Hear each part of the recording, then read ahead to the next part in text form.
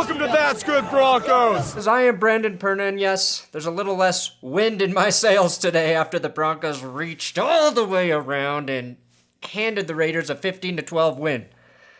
I do have to ask a serious question and a tough question. Is Ian Eagle related to Jared Fogle?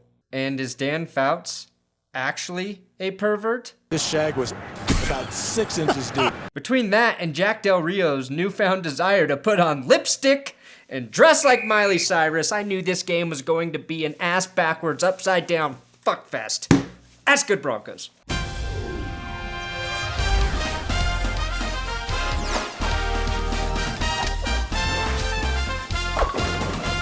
I don't think Raiders fans get enough credit. I mean, they've supported one of the worst franchises over the last 10 years. They're the most flamboyant in their game time costuming, and under those layers of black and silver paint, devil masks, and Satan-like qualities, they have a positive message to display in public settings. Choke your wife when your team's winning. This loss stung because Denver gave away the game, and I can point to 4 major factors that cost the Broncos this victory.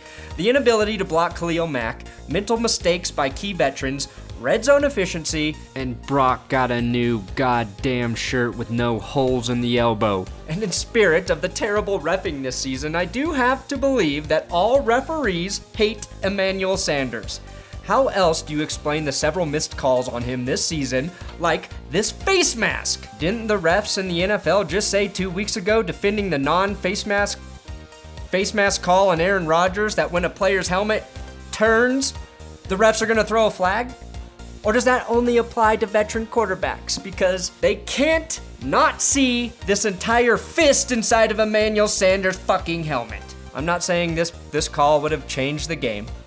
It's not about the outcome, it's about getting the call right. They also missed a couple of pass interference calls on the Denver defense, but we're not gonna bring those up or show them. Sorry, Raiders fans. At least when Sanders takes a beating, he can get up with a Happy Gilmore-sized divot of grass in his face mask and somehow manage to still look cool. Almost as cool as Miles snowboarding. Just kidding, we get it. People who live in Colorado ski or snowboard. Peyton Manning must be losing his mind not being on the field because he spent most of the game trying to convince this piece of paper to go home with him. I could audible you into doing some dirty things, paper. Something that will be forgotten in this shame game is that Brock Osweiler started 10 for 10 for 82 yards. Despite the efficiency, the opening drive ended in a Brandon McManus field goal. Let's just get this out of the way. All of the good drives ended in field goals. 4 easy shots down the gooch in the first half. That's all the scoring for the Broncos, but this fan was excited about the field goals. My name's Angelo. Brandon McCann has just shot a field goal. This is the part where he forgot to say down the gooch. Brock made some impressive completions early in the game, like this brocket he fired to Jordan Norwood on 3rd down.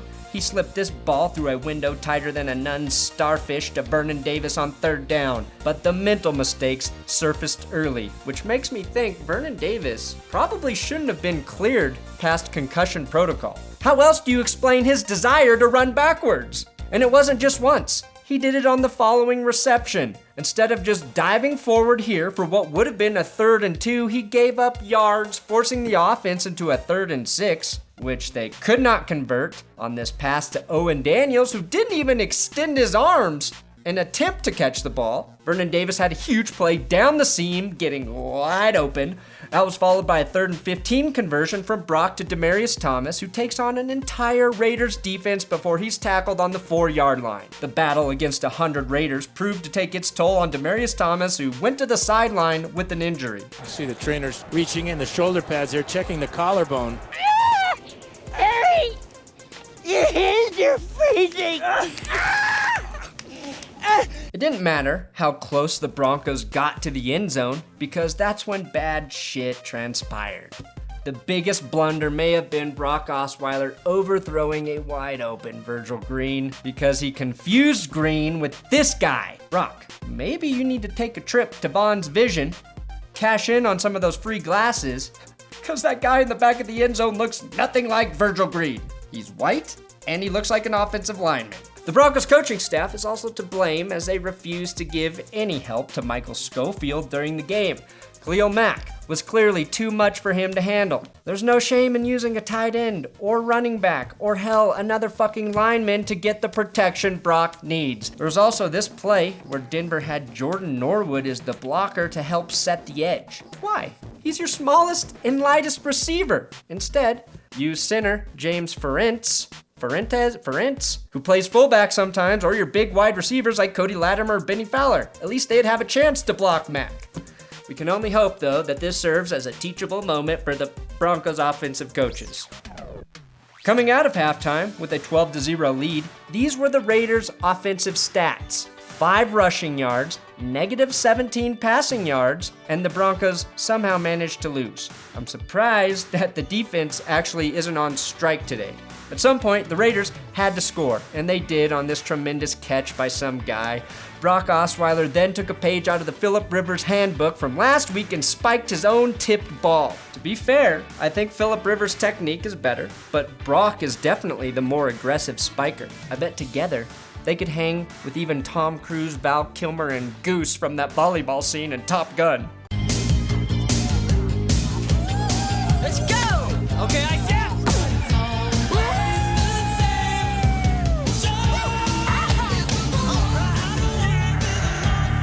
Demaryius Thomas, of course, had a fumble, which was more of a great play by the defender than a full-on blunder by DT. The interesting thing is that I learned that after every fumble, Demaryius Thomas gets a new tattoo on the sideline. If he fumbles 3 more times this season, he'll finally be able to finish his Judas and his Last Supper tattoo. Even after huge mistakes like that fumble, the Denver defense bailed the offense out. Sack Barrett dropped Derek Carr for a big loss on a 3rd and 1, pushing the Raiders out of field goal position.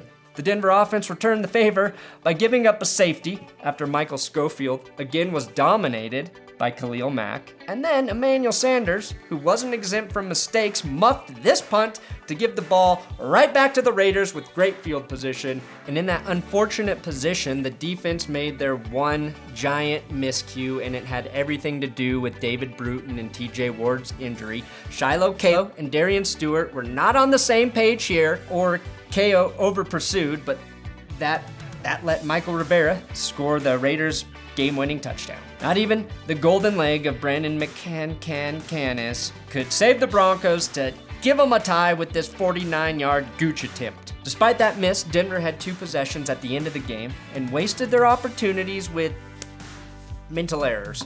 Demaryius Thomas dropped this pass on a 3rd and 4. Yeah, that drop was not cool.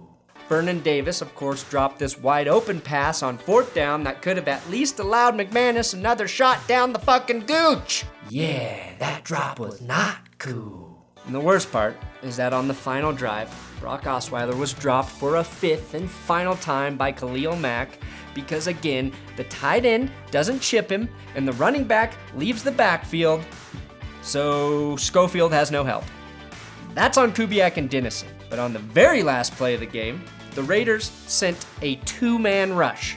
And Brock Osweiler scrambles to the side where the rush is coming from, doesn't even see the guy, flips out the ball, gets hit, and the game ends. And instead of ending on a down note, and I do apologize for being a dick to the Broncos, because you know I love you guys. So let's shift gears and focus on what's been consistent about this Denver team all season long, and that's the defense. I can't explain certain things like why Brock Osweiler has seen more tips than the backside of Tory Black. Brock Osweiler has seen more tips than a waitress. But I can say that the Denver defense is still pretty remarkable. Von Miller should have been born with a pair of tits because the dude was born to strip. This is an excellent strip sack by the pass rush artist. The only artist more talented than Miller in the stadium Sunday was this DU performing arts major. She and Miller met in acting class, according to Dan Fouts.